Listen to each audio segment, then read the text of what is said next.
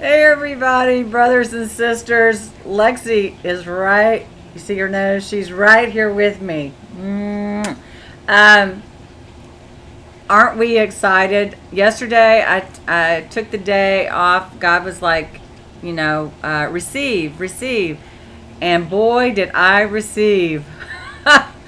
Oh my goodness. You know, when you ask God for as many confirmations as he can give you, he gives them. And I know that y'all are receiving these confirmations too. And so yesterday I was receiving from y'all and from I just love it that we're walking by the Spirit always, and we are hearing, different people are hearing different things, and it just is like we're on a we're not on a wild goose chase. We are on the King of King chase. That's what we're on. And I think he's going to be very dramatic. Well, I mean, we already know the rapture's going to be dramatic no matter what, right? But and we all have our different times that we're looking at and dates that we're looking at based on what he's given us. So, I just think it's interesting that when he gives us the same things that he gives other people, and through YouTube we're able to discover that we're getting the same thing, is really pretty amazing. So for me, I'm still, and I did a video about it, I am still, my high watch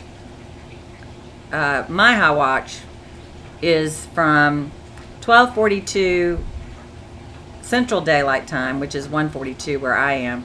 12:42 Central Daylight Time during the midnight hour, right after October 12th changes to October 13th, based on Steve Sewell at Heavenly Sun 2017, all the work that he's done, based on that he says that the asteroid, and I'm sorry, I called it a comet. I did correct it in the description. I realized that I had done that. I like the word comet better than the word asteroid. But anyway, he had talked about the precise time that the asteroid was coming closest to the Earth. So, and then he went on to 222, which of course 222 is my number. It's Brian Christine's number. Brian Christine's done a lot of good work too.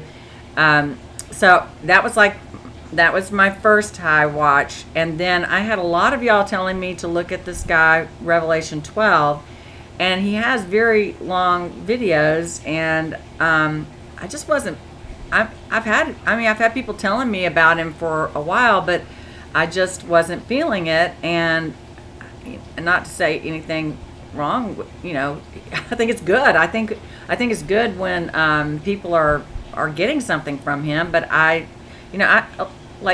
so for instance, this morning I got up, it's October 12th. I'm like, okay, God, what are you showing me? Am I supposed to do a video? What am I supposed to talk about? I do that before I go to check in with y'all to see, how y'all are doing, what y'all are receiving, what you might want to be telling me, so I can listen to you, because we get stuff from each other, right? That's one of the most common ways that God speaks to people, is through other people. For me, it's songs, and yes, the song of the day, in case everybody was wondering, da da da da. The song is, "As a bride waiting for her groom, will be a church ready for you. Lord Jesus, come." That's what's going on in my song loop. It might change, but Lexi just loves it when mommy sings. It might change, but for right now, that's what it is. And the song is "Even So Come." I like Christian Stanfill. I don't know if he wrote the song, but I like his singing of it at the Passion Conference. And my kids used to go to the Passion Conferences, and I just love seeing all of this new generation being passionate and on fire for God. I'm grateful, actually, that I've been kind of grafted into the new generation, because at 57, I got saved at 45. And I was in a dead church, So I am so grateful that God brought me to life and made me a child of His, but also I feel very childlike. In fact, my kids sort of wish that I would be more grown up.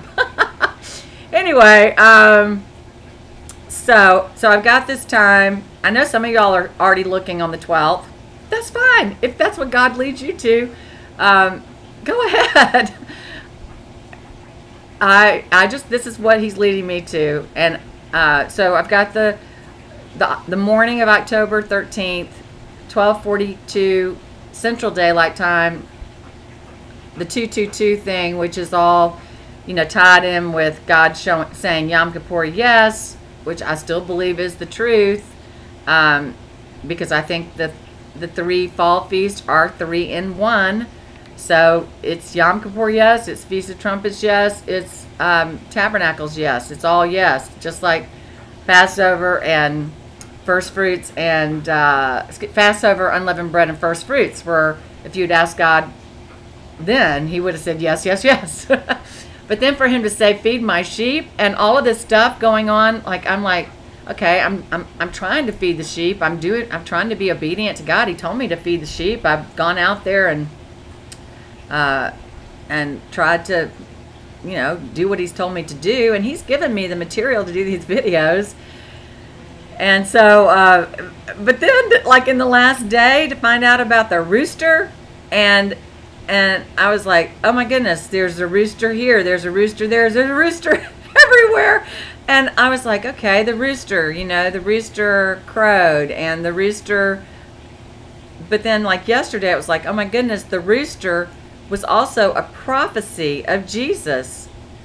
I mean, of course, Jesus prophesied a lot, but we don't talk about Him actually that much about His prophecies, right? We don't assign that term to it. We just say Jesus said. But Jesus, everything He said was the truth, and the Father was telling Him what to say. And so the Father was giving Him, all of His words really are prophetic. They're truth, but they're also prophecy. So when Jesus said, hey, Peter, you're going to deny me 3 times, and then the rooster's going to crow, it dawned on me that that when He denied Him, and Peter was so ashamed after Jesus' resurrection, and that was when Peter was told, feed my sheep 3 times. So the rooster thing, I'm like, I am on the right track. I don't see how I could be off. I don't believe that I could possibly be off track. I don't know it all, right? We're like, oh, look, God showed me this. He gave 2 people in Oregon yesterday. Brian Christine did his seeing a rainbow. My friend Jennifer in Oregon called me last night, and she had seen a rainbow. And I'm going to have to do another video on just the whole thing about, well, yeah. Well, I don't know. I'm trying to do a short thing just to tell you where I stand on the rapture date and time, okay? And then I'll go to a longer video. But so I'm looking right at the midnight hour, right? It's the midnight hour, Central Daylight Time. Friday the 13th. I think that's a funny thing too. Hear what Satan used to make everybody superstitious. What did God say? Hey, that Friday the 13th is going to be the best Friday 13th ever. It's another thing that makes perfect sense. And then the midnight hour. So then that's that. And to me, I'm looking at the midnight hour over the United States more than over Israel, because of the eclipse, which obviously was assigned to the Gentiles, that I believe that the midnight hour would be assigned to the Gentiles. And yes, the church age is for the Gentiles, right, to be grafted in. So the Gentiles leave, and then the tribulation begins, where God turns His attention to Israel. So that's why I am focused on more about times in America, because I think the timing of the eclipse and all the numbers with 33 and 45. And then, really, can you believe this? Friday the 13th is 53 days from 53 days. That I'm going to do this in another video. I am, because I got so much to say. So then my next highest watch time, and it could happen anytime. I'm just telling you what my high watch times are. My next high watch time, which I actually am more, I'm leaning towards more likely, because you know, I had said he's a glory hog, and people got really offended about that. And then I found, yeah, okay, I apologized at the time. I said, I don't know why I'm saying this, but I think about him being all about his glory. I mean, he is all about his glory. And, you know, and he says that he even creates the wicked for his purposes, but for their day of destruction. And you think about it, all of the glory that goes to God shows up when the wicked, the evil, bad characters make things look impossible, right? Think about Moses and those plagues, and what God just continued to harden Pharaoh's heart. That doesn't seem like fair, right? It doesn't. But what is it? It's God. It's God. He has control over who he hardens. And he says, you know, today if you hear my voice, do not harden your heart. He gives you the warning. But anyway, so yes, the Exodus, which of course that's what we are looking at. We are looking at a New Testament Exodus of God's people. The Exodus was after all of these horrible things had happened, right?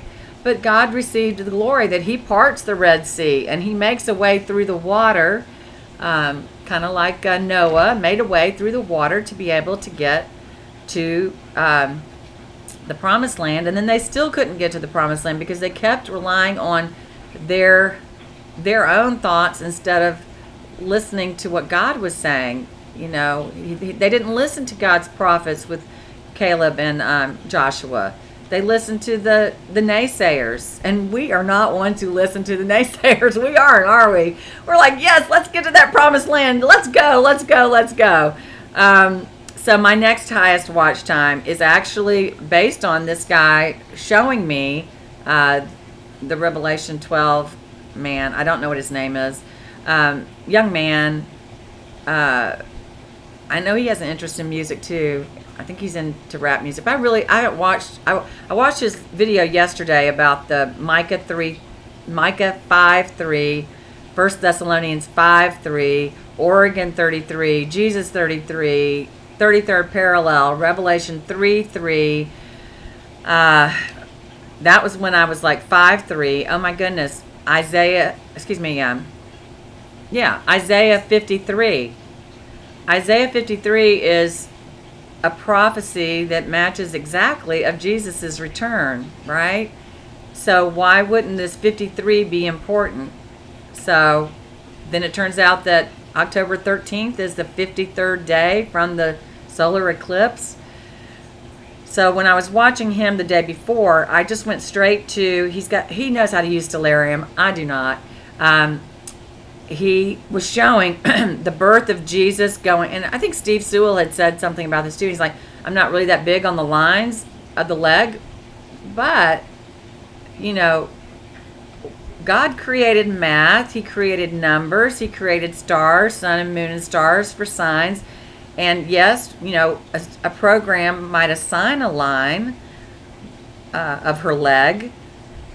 But also God created geometry, not my best subject, actually my worst math subject. I could do calculus, algebra, trig, all that, but geometry was not a good one for me.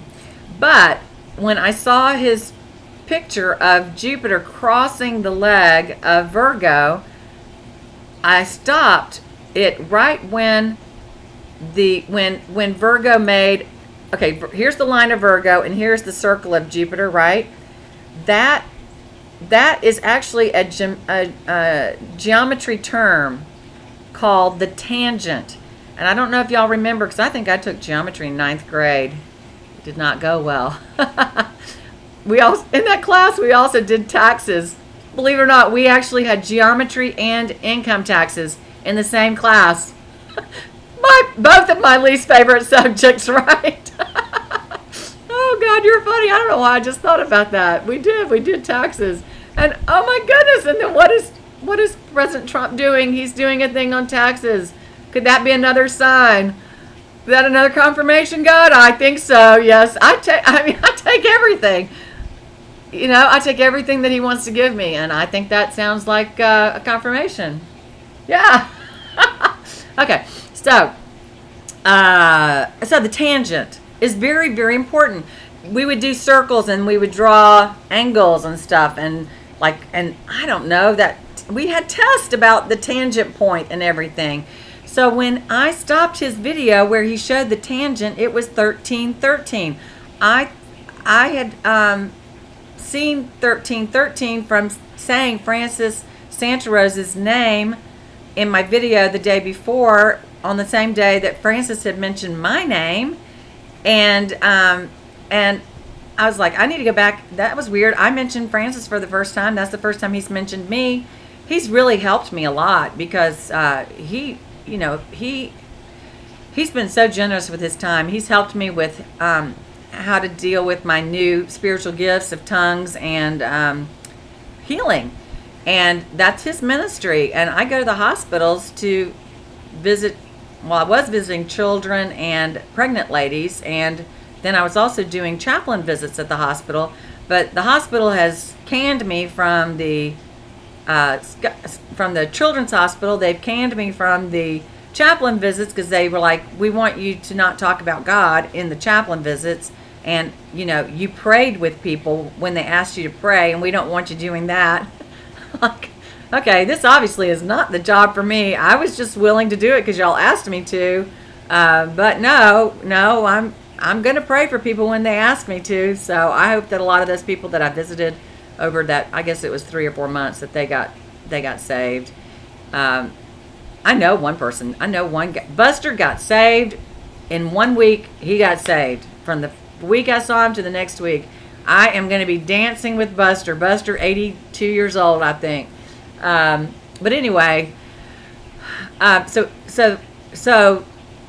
this was what was funny to me. The 1313, which I originally thought was the date, just like a confirmation. Yes, it's October 13th, was actually the time of this tangent of Jupiter with Virgo's leg, which 13th day and the 13th hour. I didn't look at the, you know, it had like, I guess it had like October, I don't know, October 2017, 13, and then there's another box with the hour, minute, and second. So I just looked at the hour. I didn't look at the minute and second. An hour time range is good for me.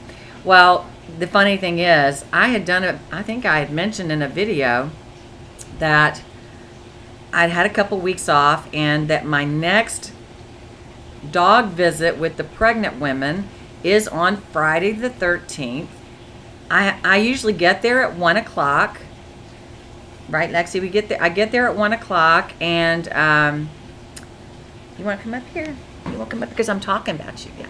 I usually get there at 1 o'clock, and then Lexi and I go to visit the pregnant women, and every time I go, I'm like, God, is this going to be my last time? You know, are all the pregnant women not going to be pregnant anymore? And boy, won't that hospital that was like, no, you can't pray with people and you can't say, I mean, truly, they sent an email. If a patient tells you, God bless you, thank you for coming, you're not allowed to say, God bless you back? Really? Oh, that just is so sad. You know, it's so sad. But it's just an indication of the times that we're in. So I've got this visit on Friday the 13th. I get there at 1 o'clock. The visit starts at 1:30. It's 1:30 to 2:30. And so then I was like, oh my goodness, this tangent happens at 13:13, and that's the hour. I haven't gone back to check and see if it is actually a minute. Excuse me, a minute that you can identify.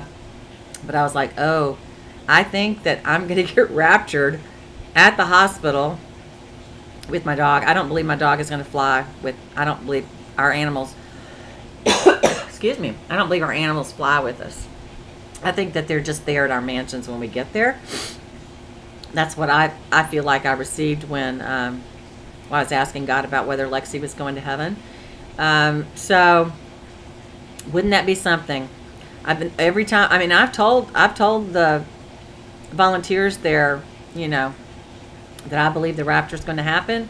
I've changed my voicemail. I've told them I've changed my voicemail. If it turns out that all the babies have disappeared and I don't show up, we've been raptured. I hope you're going to be raptured too. They all smile. Yeah, okay, right? Which makes me, yeah, I think one of them is actually going to go because I believe she has the Holy Spirit, but she's not going to be vocal about it, because if you're vocal about it, you're going to, she loves doing, she actually is a volunteer that helps us with the, going around with the dogs with the pregnant women. She loves dogs. She just has the sweetest disposition, and she just exudes love. So I believe she's going in the rapture, whether she thinks I'm a little crazy for thinking that it's happening now. But not only that, but what does she do? She is the one, she's one of the volunteers for holding the premature babies and loving on them too. So isn't that cool? So yes, I can see God waiting to my last visit at the, you know, I mean, really, how many people are visiting the hospital with pregnant women who are born again Christians? I can tell you, I'm the only one that I know of on our, I visit there 3 times a month. I have visited 4 times a month. I visit on Fridays. I've been doing it for about 3 years. And of the people in our organization that's for dog visits, I am the only one. There are several Jewish women, and there are unbelievers, but as far as I can tell, I'm the only born-again Christian that does this. So wouldn't that be something for the organization that I do this with here in Atlanta, for the other people who've known me? I mean, they've known me. They know I'm, you know, I wear a cross. I changed over to this moonstone just since the full moon, the harvest moon, the harvest, and my earrings have a cross on them of moonstone. I don't know if you can see that. And I took off my wedding rings and I put on my moonstone ring. God didn't say take off your wedding rings, but I've worn my wedding rings. I'm like, yes, you know, you divorced me, but I am still married in God's eyes, and I'm keeping on wearing my wedding rings, and I have since He divorced me in 2008. That was a whole God thing too. Everything has been about God. You know, when you're in it, you don't sometimes see it. You're looking at the individual trees instead of seeing the big picture, right? But yeah, so that's, you know, and it could be that 13th hour, so it could be from 1 to 2 o'clock, and his 13th hour is based on Eastern Daylight Time. I want to put that in. So that would be 1 o'clock Eastern, 1 to 2 o'clock Eastern Daylight Time. And Kim Mosley, she had this dream about a seeing. Maybe she wants to do the dream. I don't want to steal her thunder, Kim, who heard 10 thunders. And I was watching Watchmen for That Great Day say the name Terry, or talked about Terry, Tarry.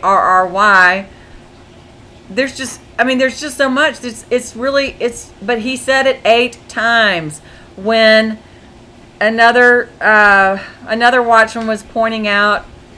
No, it was him. He went later on to talk about Amos 8. No, yeah, Amos 8:10. And I'm like, really? He's talking about Amos 8:10. Kim Mosley was the one who told me to watch him.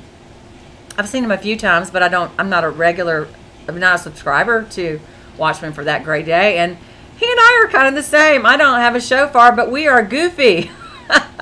We are goofy, yes. He's got the shofar and I've got the singing.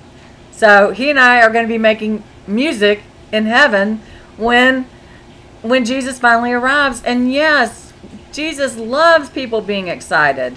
God, the Father loves people being excited. I think there's a problem when we're not excited. If we are, well, I'm not saying anything about people's salvation, right? But those of us who are watching, we get excited because we have been made watchers, right? We didn't choose this. He chose us to be the watchmen, and to be the, prophets who are saying this is coming. The world thinks we're crazy. That's okay. It's all good, right? We are just like, look at that sign. Look at that sign. He's just loving it, and we're loving him. And every time he gives us a sign, we just love him more and want him to come sooner, right? So whatever time you feel like he's telling you, you do it. You walk by the Spirit always. You do it. You keep looking up. And I am so grateful for my family who has shown me so much and taught me so much. And I think really all I've tried to do is try to encourage the body and to share the gospel. And I'm going to do another video on sharing the gospel, because last night when I was talking with my friend in Oregon, she had sent me an email, and when I went to go find it, I was like, no, I don't see it. And we thought, oh, I'll go into my spam.